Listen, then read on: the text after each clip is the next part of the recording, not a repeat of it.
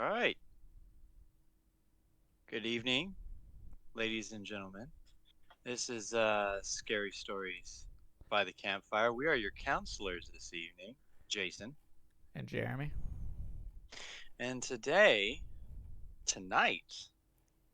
we're going to be talking about one of my favorite uh, movies, and that's going to be A Nightmare on Elm Street, Part 3, Dream Warriors. And if you guys weren't aware, we've started a trend, and I think it worked relatively well on Monday, Jeremy, with the movie time, where we got the movie streaming live. We sat down, we watched it with a few of our followers, and just kind of enjoyed the movie for what it was. I think so too. And what was that? I said I think so too. Uh, it definitely it was a lot of fun watching it with other people. Yeah, it was. I think the thing about it was that we just had fun with it, and I'm gonna tell you it was different than I had remembered it, which isn't a bad thing. It was just that when we went back to watching it, it was campy. I'm not gonna lie, it did have a bit of camp, but I think that's what brings the kind of the funness to it, because it does have a bit of a campiness to it that I do enjoy. Yeah, and going back and watching it, I thoroughly enjoyed it again. Like there were a lot of like little things that I missed, when I watched it way back when, but I caught this time around while watching it. Um, One of the things that like really caught my attention when it came to it was all of the stop motion that they used in the movie instead of crappy CGI or outdated CGI. They used, a lot of claymation stop motion uh, for quite a few things. And I think that really kind of helped keep everything together when it boiled down to the movie itself. Uh, One particular scene in my that I thoroughly enjoyed was the puppets with him coming to life in the puppet itself. I thought that was a cool little reverse animation trick that they did that helped them amp up the movie a little bit. Yeah, this movie, to me, after watching the first one and the second one, and rolling into this one so far still stands as my favorite, and I think it's really kind of perfected the way Freddy Krueger is looked at as a horror icon, because when people think of Freddy Krueger, they always think of the puns and the jokes, and not so much the idea of him being like this extremely scary character, but it's always kind of the pop culture references everyone's always talking about. And I think in this movie they've perfected the the art of blending it, because in the first couple movies he was kind of a scary character. He's a very creepy character, but he never said anything real funny, and if he did, if they were trying to give him a one liner, it didn't really like come off as being huh, that's kind of funny. But and in the later films he does become more kind of campy and kind of more over the top funny, I guess you can say, sometimes to the point that he's not, taken as seriously. Uh, but I think this one they've actually perfected the line of him being creepy and even getting off a couple one-liners that make you go, "That's actually kind of funny." You get to see a different side of him in this movie. There's actually a bit more personality, in my opinion. Absolutely, there definitely is, and um, first and foremost, evening, Sam. Glad to have you at the campfire. Sir Nightwing, that's Hunter. He's joining us too. Yeah, it was. I think you really hit it spot on.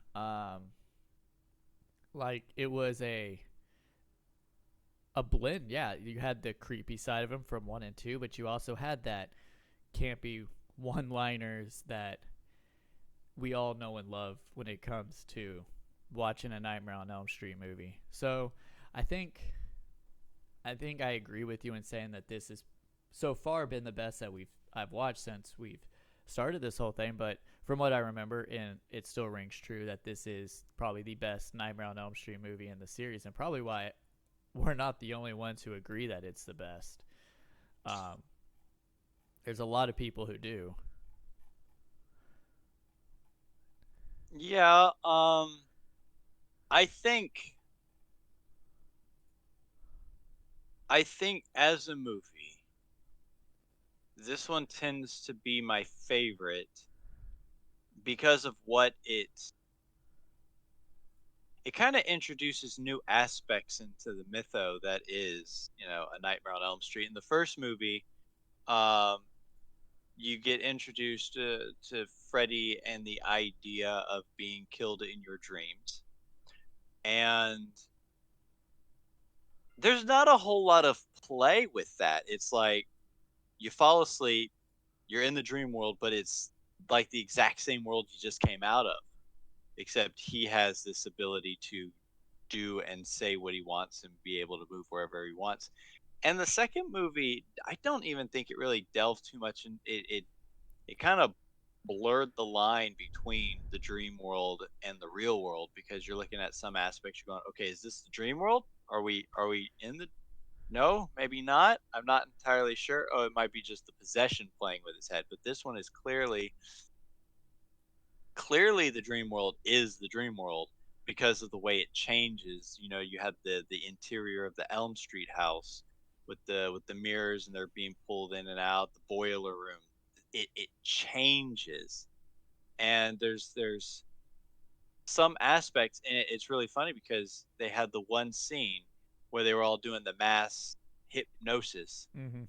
and they do the little thing, and they're sitting there and they're going, you kind of see them kind of get kind of drowsy, but then they're like, okay, well, we'll take a break and we'll come back to it. And then the nurse walks in, and they're all passed out all over the floor. And yeah, it's just it's an interesting take, and you get to kind of see these changes, and you do actually get to see Freddy Krueger get creative with the kills. I mean, kills in the first movie were kind of creative. The first time you get to see um, Tina up on the roof and what are on the ceiling being torn apart. That was new. And then seeing Glenn get pulled into the bed, but there was no like real like creativeness to it. You just saw him go in the bed, all the blood goes out, and um, yeah, this one you actually get to see like different characters be taken out different ways, specific to kind of their personalities. Yeah, Night Hunter said it almost feels like the forever nap in this film, which I can kind of see where it's going back and forth between that drowsy dream state and the real world. And I think part of it is because with so much success coming from the second film, it it really opened the door for more money to be used on the movie to help create those better kills and stuff like that. That really took this movie to the next level for the series as a whole. Because I don't know, like with Wes Craven coming back to help with this one, even though he didn't direct it, with him coming back to help write it, you can definitely, kind of like I mentioned in for Freddy's Revenge, you really feel that tonal difference. And you can kind of connect the tone with the first one and the second one. I mean, this one and the first one and the third one, while that second one is still kind of sitting there, um, not really like there, but it's there, but not there at the same time. Yeah, and here's the thing that I did notice, and I think we pointed it out because we were talking about it during the when we were watching the movie. But towards the end of the scene, Freddy Krueger possesses his own skeleton, his own bones, and he's making these weird things happen in the junkyard, and he's attacking the doctor and um, Nancy's dad, and we got to talking about. We were like, is that like something he can do? Is that because it's never really been described? But I think one of the things we brought up was that it. I mean, he did try to possess. I mean, he did possess a person in the second film. So why is it not out of the realm of possibility that he could possess his own bone? You know, Yeah, something that belonged to him. and I just have to say that entire scene was just hilarious to watch. Yeah, it was very Army of Darkness, I think is how we described it. Just the kind of Yeah, the way it moved and whatnot. but that's what I was referring to earlier. You know that stop motion cinematography that they did to create that. It was just it was good to see because it wasn't cheap CGI that you could see through.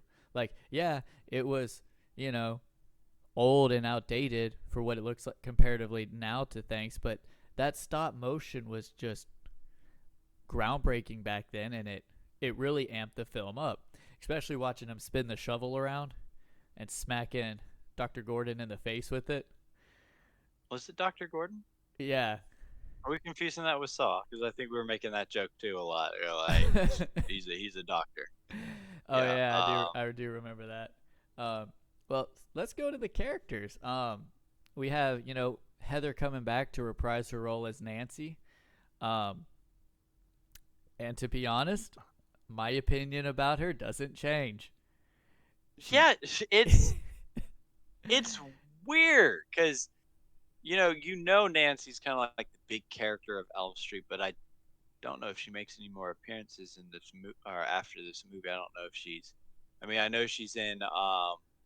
The actress plays herself in Wes Craven's New Nightmare because that's more of a meta film. But I don't think her character actually makes any more appearances. And seeing kind of how it is in this movie, it felt to me like she didn't care. Her personality is just very, yeah, yeah, yeah, kind of. And I don't know. It didn't seem very real to me. Yeah, every time she like tried to enunciate something, there was just like no emotion behind it. She's just like, "You have to do something, doctor. You have to. These kids are in danger." And I'm like, "Yeah, one of them just died." Mm-hmm. And now and you have like zero emotion in your face whatsoever. But Pretty much. and then going into Dr. Gordon, played by Craig Wasson or Wasson, um, I don't know. I'm trying to think of the right words to describe it. I liked him. I thought he was fun. He played that very like I don't believe it to be true at the beginning of the movie and transitioned into the I actually believe it true now kind of deal. I thought the actor did that very well from start to finish. Yeah, I mean, he was an all right character. I mean, it felt like Nancy had to motivate him into moving forward. Um, but I mean, in the end, once he was on board and ready to go, he was a good enough character.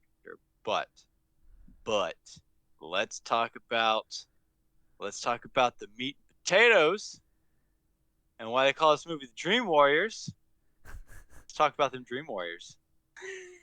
All right, well let's start off with Let's start off with not the suit. Let's start off with Will, played by Ira Heiden. Will. Oh yeah, Mr. Dungeon Master himself. Um, Yeah. Fun fact about him: he actually played D&D in high school and was a dungeon master, so he was able to use that for his audition to get the part. Yeah. Too bad they just really did not. I think. And here, coming down to it, if you were to go up to someone who has never seen this movie, never heard of this movie, and you go up to them and you describe this movie as Freddy Krueger is trying to attack these kids, he's trying to kill these kids off, but they're able to fight back using their dream powers, you'd be like, wow, that's really cool. That's the campy part of it. Their powers are bad. Oh no, their They're powers sucked. Let's they just be have. real. I mean, Will taken down. Just oh my god, it was. He got ran over by the wheelchair.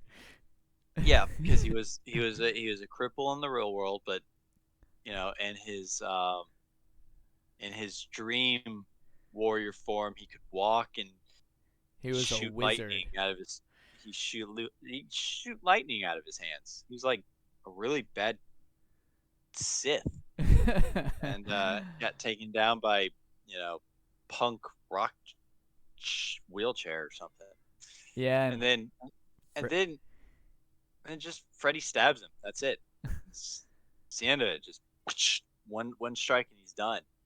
Um, uh, who was like the next one? Taryn.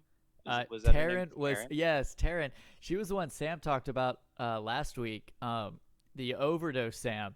That's Taryn from this movie, where her superpower was it turned her into like this punk rocker with a mohawk, and she had two switchblades, and Yeah, and that was it. she had the two knives, and yeah, I mean she put up a little bit more fight than I think Will did, but yeah, I think once he like whipped out like the needle fingers, she was just like and then like her like I guess her the sores on her arms Yeah, they where started like I guess yeah they started like doing like a little mouth thing. They're like "Mwah, mwah, mwah," and he just stuck those things in there and it was done. And it's like come on guys, you gotta put up a bit more fight. Um, then you had uh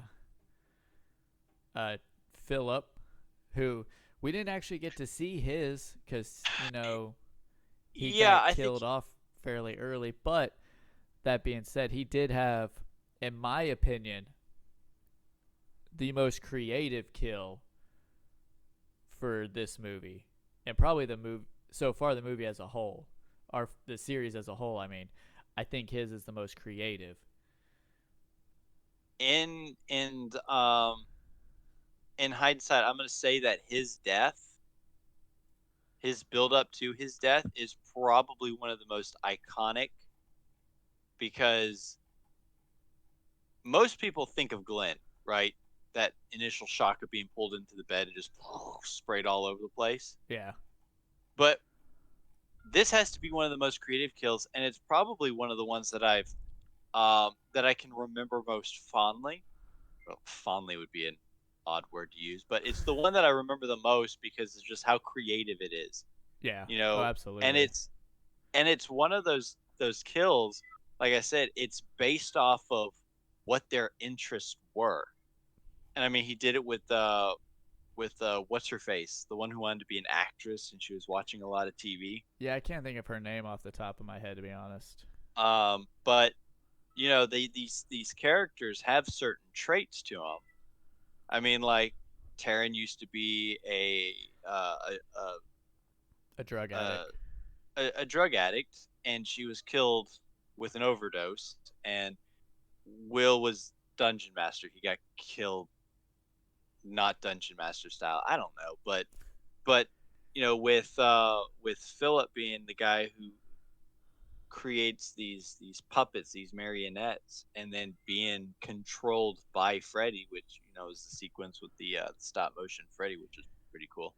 Um, Absolutely. And for anybody who hasn't seen it yet, um, this was one of like those iconic images that kind of get stuck in your head um, when he when he starts to kill up and they start building to it. It's like they first show him just walking with nothing, and then they show him in the dream world where he's actually using the muscle fibers from his arms and his legs as the strings to walk him out the door and up the stairs and to the tower. And it was just an iconic scene, and to see, Freddy looking like that over the top, controlling him was just. It's like you said. It's one of those ones that I'm gonna use your word, fondly remember, because it's just so impactful the way they did it. and the special effects, the effects of the actual tendons coming out of his arms and his feet or whatnot, they were spot on. I give him props for that, because you actually do see kind of close-ups of him walking down the hallway, and you see like the ones coming from his feet up and the ones from his arms, and it is very, very well done, unlike some of the stuff that we'd seen in the earlier, like accordion arms Yeah, Freddy and stuff like that. This looked good, and it was very, very nasty and visceral. yeah, And then exactly. Then we had Joey, played by Rodney Eastman, who, got captured. He was our yeah, damsel in distress, yep, you're and he mute. didn't. And it was cool that they flipped the script on that one. That they're keeping the final showgirl, but your damsel was a guy. Something Hmm. different. Um, Yeah. and honestly, all I could think about watching that scene is the Temple of Doom for Indiana Jones. Just Yeah, he got lured in there by a nurse. He got which was, lured in there. his thing. He thought the nurse was hot, so he wanted to be with him. So that really, and then you had Kincaid, um, Yeah, super strength Kincaid. who seemed to be the only one who picked an actual superpower for his dream power, but it Oh, didn't come even on, get Jeremy. used. Oh, come on, Jeremy. Did they really pick their powers, or did they just kind of get stuck with them? That's accurate. I mean, I mean, it might have been formed over time by their interests and personalities or whatnot, but I'm pretty sure not one of them woke up and was like, you know what, switchblades. That's the best thing I can think of. almost about Um, as good as athletic ability to do well, backflips with Kristen. okay, Kristen's acrobatics. You look at that and you go, eh. But she actually does have the ability to bring people into her dreams. That was the only saving grace to her dream power. I mean, that right there is, that right there is a dream power. You fall asleep, you drag someone into them. They don't even have to be asleep. It was like Nancy. She's just like, what is that noise? What is that noise? And then just whoosh into the dream world. And that's pretty cool. So, funny Who are we thing missing? about when it comes to the dream powers, in the final shooting script, one of the warriors was supposed to dream up a giant transformer style robot to fight Freddy, and the sequence was even made into the storyboard stage, but because of budgetary constraints, it made filming it completely impossible. So they were gonna have a big robot battle at the end Yeah. of this movie. Oh, thank God that got cut. I don't think that would have. I mean, that would have been pretty 80s, but I don't think that I would have liked it at that point. I don't think it would have worked at all. And you know, and when we get into these kind of effects, you know, the worm Freddy coming out of the ground and eating Kristen. Um, all that stop motion that they used for it. They actually built it um, that way it could be more realistic and a little bit, and not have to rely so much on CGI. So they built a giant Freddy worm, and That it's just like a graboid and Tremors, man. You got to build the practical effects before you can use a CGI. But looking at it, there's still one more character we haven't talked about yet. uh-oh. That's Max. Max. Oh, Lawrence Fishburne. Larry Fishburne. Yep. I think, honestly, Max was a great character and a great kind of like balance between evil doctor lady and Nancy. I don't. Let me bounce that back. I don't think that woman was evil per se. I think she was a bit stubborn, but I also think that, you know, when you start talking about, she didn't experience anything in the movie. Let's say that, like Very true. Gordon was kind of on the fence, and I think between Nancy and him actually experiencing something, that he was a bit more open minded. So he was like, okay, we'll give it a try. We'll see what happens. And when he experienced it, he's like, yeah, this is happening. The nurse woman, she never experienced anything like that, so she's looking at it from some sort of mental issue, and she's going, these kids are suicidal, and um yeah, and they're talking about this guy trying to kill them in their dreams or whatnot, and yeah, I don't believe it, and that's kind of where she stood the entire movie. And you got then we get to this kill where the TV picks her up and slams Oh, her head into the TV set, but it wasn't the kill that got me for this one, like, at all. It was the after effects into the movie that really just like made this kill unbelievably hilarious, because it was the constant belief that this was a suicide. yeah.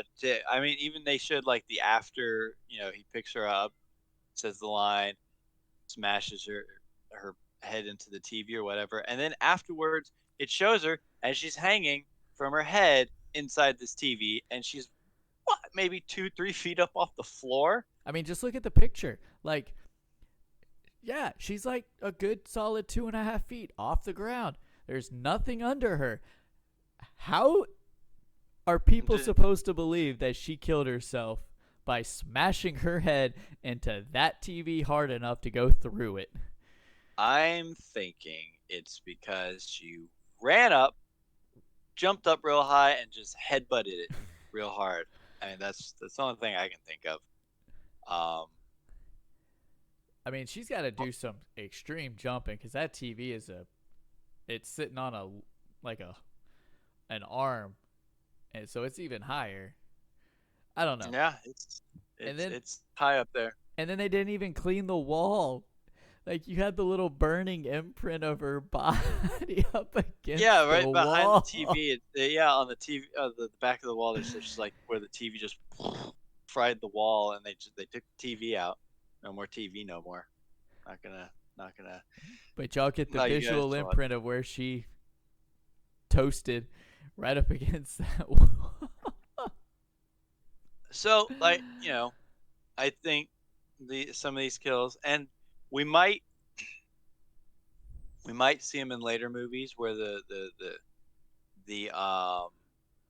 kills become more and more creative.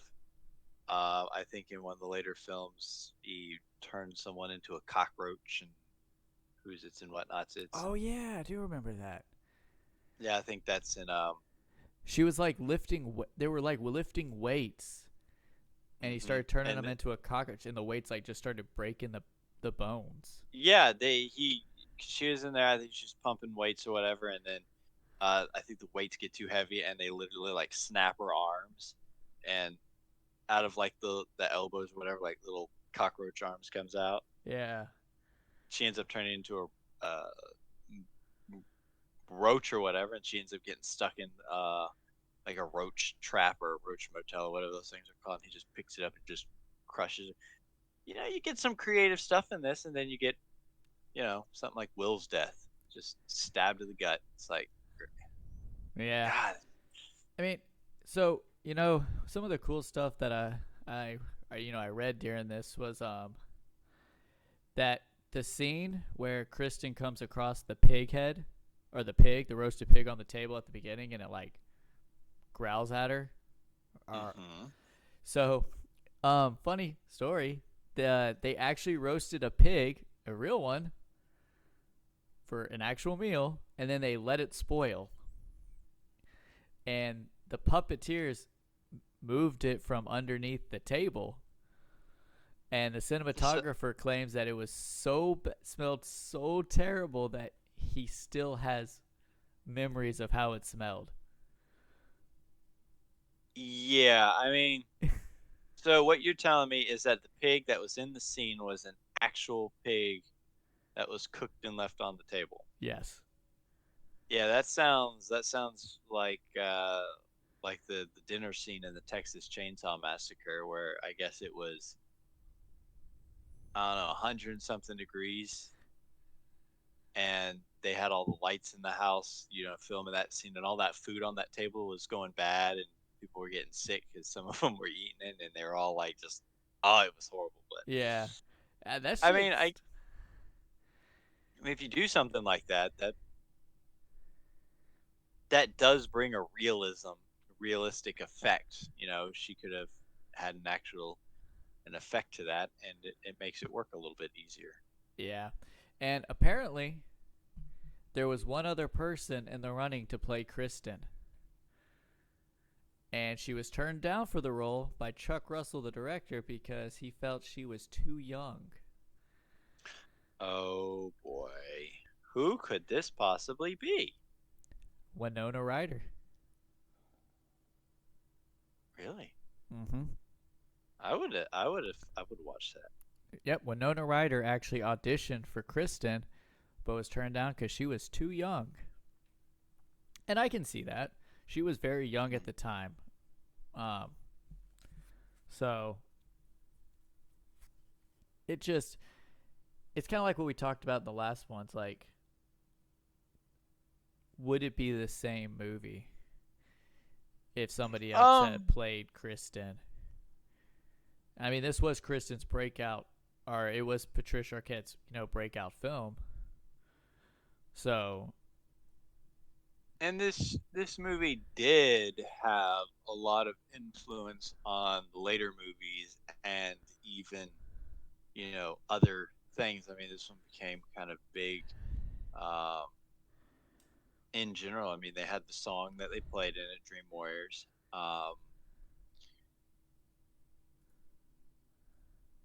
It's interesting to know, because I literally just saw this, and watching there's a Marvel movie out there called The New Mutants, and uh it's an all right movie. I've been waiting to see the movie since it had been announced, and then I had to wait for like another 5 years before they actually released it. And when I watched it, there was a there seemed like there was a lot of influence from this film. There's you know the one mutant who has this ability to conjure up images of people's worst nightmares, things that they fear, not on purpose, but because she was not in control of her powers. But so it had a very kind of Dream Warriors vibe to it. I'm going, huh. And then come to find out, when I was looking up some stuff for this movie, the director, um, was it the director or was it the writer? Oh, it was co-writer and director. Josh Boone said that a lot of the influence for the New Mutants actually did come from this movie. So I was like, wow. So that's pretty you know, cool. Um, that's actually pretty interesting. And you know how last week we were talking about movies that like the directors and creators of movies like putting little uh like tidbits of other people's movies in their movies, right? Like Yeah. as like a homage to them. Okay, so Dream Warriors came out in 1987. Uh can you tell me what other movie came out in 87? Big horror movie? If anybody knows what movie I'm talking about, feel free to chime in and help them out. Yeah, I'm not entirely sure. I mean, there's been plenty of movies that came out in 80, you said 87? 87. Off the top of my head, I don't Evil Dead think 2 Evil Evil Dead 2 came out in 87? came out in 87. It came out after this movie because at one point, so you know how in Evil Dead 2 in the shed you have the Freddy claw, right? Yep. Okay. That Freddy claw was actually stolen from the Dream Warriors set. It was stolen? Who stole it? Apparently, from what I read, two people dressed up as extras and managed to stay on set long enough all day during filming and took it right before they left. And it wound up on the Evil Dead 2 set with Sam Raimi, and he put it in the Wow. movie. That is it's actually quite kind of interesting. It was just funny when I read that because we talk about homage to other movies and stuff like that. Like it's funny how this stuff happens, and whether it's by accident or by choice or any of that. But it's funny to hear how it happens. And I will say the one thing I also read about Robert Englund was he was actually filming for like almost 24 hours a day for like a week straight, because he was filming a TV series at the same time as this was filming. So during the day he would film the TV series, and at night he was filming this. So there was like a week where he was like filming both every day. He would just bounce from one to the other. Sounds like a very, very busy man. Um, just so anyone knows, you guys are all welcome to chime in and ask questions or tell us your favorite parts of the movies. Yeah, it's just kind of just big sit down chat. No, nothing really crazy or anything like that. But I mean, gotta raise your hand. gotta raise your hand. Raise my hand. Raise it. So, what's your favorite kill so far in this movie? If you had to pick one kill in this movie, which is your favorite? Oh, come on, Jeremy. Hey. Oh, really? You and me are probably gonna agree on this. It's gonna be Phillip's death. No. I'm gonna go with Nancy's dad. He just got thrown on that spike in the junkyard. that was about it. No, I'm gonna definitely Phillip's death. No, mine is Amanda Kruger. What are you talking about? She was just kind of disappeared. Yeah, she was already dead. She just disappeared.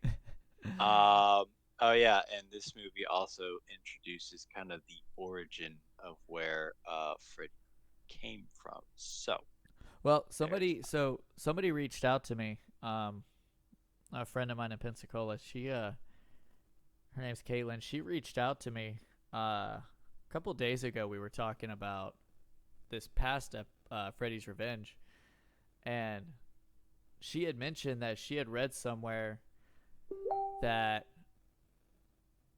originally there was a plan for Freddy, like in the remake, to be a child molester.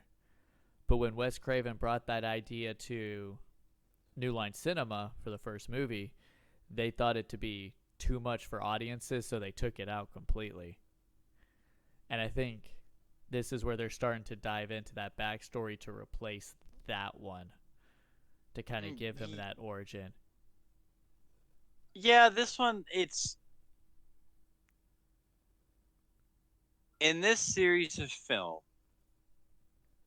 it could float either way. I know they always said Freddy was a child killer.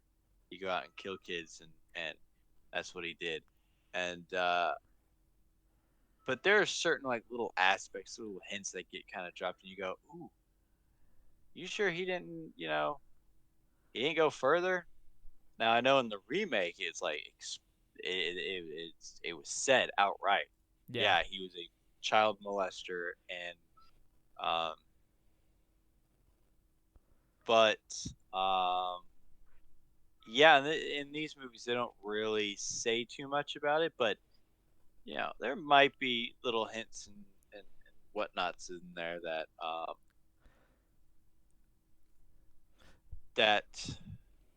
it could float either way.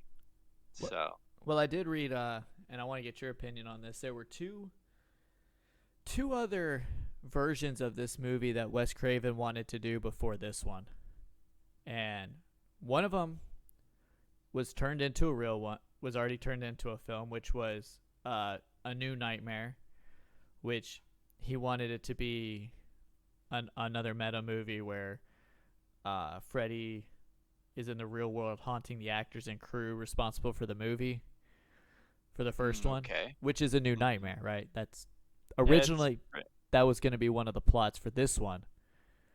so he got both of what he wanted. Yeah. Well, the second plot that they wanted to do for this one was it involved time travel and Nancy going back in time to a farmhouse where Freddy was born and killing Freddy as a baby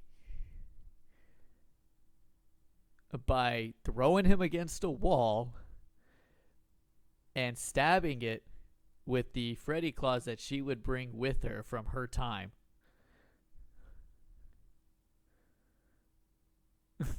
Wow. Huh. And when I read that, I was like, um, I'm kind of glad we did not get time traveling Freddy. Yeah. I mean, I think his ability to walk into people's dreams is really kind of more of what we could probably handle. I mean, time traveling Freddy. We talking about time traveling Freddy now? Ain't no stopping him. Oh God, no. So that was, like I said, that was one of the original ideas that he had for this movie. Um, what I will say that I did not like about this movie, um, I wasn't too big of a fan of how Freddy was defeated in this one. The You, whole the whole oh, burying of bones and then him just disappearing, kind well, it kind of yeah. I mean, seemed rather lackluster compared to what we had been building up for. yeah. I mean, it was the whole holy water thing. Burying the grounds on or burying the bones on hollow ground or in hollow ground or something like that. And I can see where they were getting at. Um, really, that kind of the last couple minutes there was just kind of because literally he was getting ready to take the kids out because he had just been stabbed by was it Nancy? Yeah, and he had just killed With or that with that stabbed with Nancy, and she had just stabbed him. no, this was before that. This was when they were rescuing Joey and she Oh stabbed him with yeah, that big rod, yeah. stabbed him with that pole or whatever, and he pulled it out. And he was like, "Oh," because they were digging up his body. They had Oh found his yeah, body and in he the like trunk or whatever, disappeared and for a second. he's like, "Oh, I'm gonna be right back." And then he goes there and he smacks them around a little bit, and then he comes back just to have his body or his remains rolled into the ground and splashed with holy water and whatnot. And, yeah, I mean, Freddy's one of those guys that you can kill him in about every movie, and he's just gonna come back. You could, bring him into the real world and burn him alive. He'll come back. You he possesses someone and rips out of their body, and he's like, I'm here. And then you kill him. Guess what? You come right back. You douse him with holy water. He'll come right back. So, I don't know if they have a definitive way of actually putting this guy down. At least up to this point, I don't know if they had ever really thought about how to actually put him down, because I you're building a franchise by this point. Yeah, and I did like the practical effects on the chest when he reveals like the souls like in him, like feeding him. Mm-hmm. I did like the practical effects of them like screaming and stuff like that. I thought that was a pretty cool effect, and a pretty cool design based off of that. So, what would you give? What do you give the rating for this movie on a scale of 1 to 10? Are we keeping tally? Because I can't remember what I said last week. You said a 7 I, and a 6. Or no, you said a 7 I, on the first movie and a 5.5 on the second. If I'm uh, remembering right. I'm gonna have to go back and listen to our own podcast so I can hear that. I'm gonna give this movie, at least to me, I'm gonna give it a solid 8.5. I'm gonna give it an 8.5 because um when I remember this film, if I was just going based off of what I remembered, I would have given it a 9, because I remember all the good stuff, like Phil's death, and the TV scene, uh, and that line there, and just the way Freddy is portrayed as being, he's he's very manipulative in this. He's like, and I think one of the characters said themselves is that he's pitting us against each other. He's weakening us out, and that's something new that you didn't see Freddy in any of the other movies. He's actually systematically attacking these kids, and he's got a purpose. He's got a reason for doing it. He's got an idea and a strategy. But going back and rewatching it and realizing that there is some dumb stuff in this movie, I have to knock it down about half a point. I mean, like, you're talking about a group of kids who have these powers to fight back, and you're like, this could be epic. You have people with powers fighting against Freddy, and two of them go right out the door when they first go in there to rescue Joey, and that's fun. Wait, we have to wait for the others. We have to find the others. 2 minutes later, let's forget the others. Let's move on. Oh yeah. And they just completely leave those characters. They never go back. I They don't don't think they've even ever gone mention back. them. Yeah, they just die, and I guess they're dead. We don't really care at this point. And that But yeah, I'm gonna 8.5, definitely. I'm gonna have to give it an 8. I think like you, I think I would have given it higher if I hadn't rewatched it. Because, like you said, you remember the good stuff. But the problems that I have with some of yours, but one of the biggest issues that I just had with it was Nancy was just so bleh. It's the best way I could describe it. Like, you have the survivor of the original movie coming to help these kids, and she's specifically there to help them because of what they're going through. And when she realizes what it is, which is almost instantaneous because she walks in on Kristen reciting the rhyme and she finishes it, so she knows what it is. The entire movie, she's just so blah. And it in my opinion, it kind of killed the character. Like, there was no urgency to it. They did that later, so Raven said she gave it a 7. The creativity with the hypnosis, being able to enter one another's mind, the creative way he has towards the kids, the puppet scene, the way he's roasting the poor mute. It's absolutely horrifying. the, the way he's roasting the poor mute. Oh God. Man, he was roasting Yeah, like that stuffed pig on the table. but yeah, there was, and it's really, really creative the way he was taunting them, because when Joey was in that coma because he had been captured by Freddy, and he was in the hospital bed in a coma, Poor and Joey has to live with that writing on his chest. Freddy carved out the message in his chest. At first, you're thinking, "Oh my God, he has just cut that into their.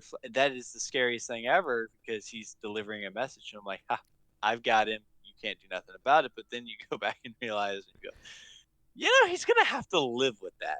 He's just gonna have this message written on his chest for the rest of his life. And I don't think but that nurse is gonna get with him now. well, I think she was gonna do it anyway. But um, yeah. So yeah, and overall, yeah, about 8.5 is what I would give it. Definitely still better than part two, at least for me. Um, part one is up there, but that's only because it's an origin thing. And I do really feel bad for having to knock the Nancy character, because that's like going into like a Halloween movie and talking trash about Laurie Strode, or You can't I think of one guess for Friday the 13th because there never is one. Friday. I would say maybe like Tommy Jarvis. Um, but you get like three different variations of him. You get like Corey Feldman, you get the one guy from part five, and then you get the Part one 5 that was the best. Okay, let's just be real. Bulky Tommy Jarvis, like muscly, pick you up and throw you all over yeah, the but place. yeah, but part six was the one that made it into the game. That is true. Um, So that's kind of always how I pictured him. But that's like going, oh, Tommy Jarvis is this boring character, and no, he's not. I mean, all three of them are played kind of differently, but they're all just in their own worlds. They're steps above Nancy. Nancy, no wonder Freddy has such an easy time. Nancy puts people to sleep sometimes. If it feels like, whenever she's doing her scenes, we're just like, oh, Freddy, seriously, kill me come on. now. I'll be So, meeting him but for you. But but like, overall, I mean, I do like. Now, I'm not saying that she's a bad character, and I'm not saying that just because of the kills were bad. The characters were interesting characters. It wasn't like there was like a bad character. I mean, their powers were kind of bad, and the way they died might have been really bad. But overall, it's just kind of the the differences between them. Will as the dungeon master nerd, and Joey as the mute, and Kincaid as kind of this loud, bossy, person, and the one girl who wanted to be an actress, and the reformed drug addict, and they all had their problems, but they were all very interesting characters in their own rights, and at least to me, outshine Nancy. That and much was for certain. I'd rather have more of them than her, but I agree. Like, know. all the characters were great to watch, and like I said, Nancy was just blah. So that's why I give it an 8. And it's not like Lori or Tommy. So, um, Raven goes, "No, bro, don't feel bad knocking her. She was so annoyingly dry." Oh, very much yes, yes, so. Very yes, much dry. yeah. Well, everyone, that's all the time we have for tonight. Um, Next week we will be talking about Dream Master, which is the next Nightmare on Elm Street movie. Um, the second installment into the Dream trilogy is how people always worded it. You had the Dream Warriors, Eh, the Dream Master, and the Dream Child. comes So, after Dream Child. New Nightmare. Or No, no, Freddy's Dead. Sorry. no, there's another one in there. I think Ah, it's well, got to be another we'll find out. one. But um, not only that, but catch us on Monday. Monday, 8:30, um, 8:30 Central Time. We will be we'll be streaming A Nightmare on Elm Street for the Dream Master, and we'll be doing that on our Discord, right, Yep. Jeremy? We'll be starting 8:30, prompt on time, and we'd love to have you guys come out, watch with us, um, talk with us. It's not a serious thing. Sit down, watch the movie, crack jokes. Enjoy the movie for what it is. And then come back Wednesday and we'll sit around and talk about it some more. So, All right, everyone. Well, y'all but stay safe this week, and we will see y'all next week. Same all place, right, same campfire. all right, later, guys.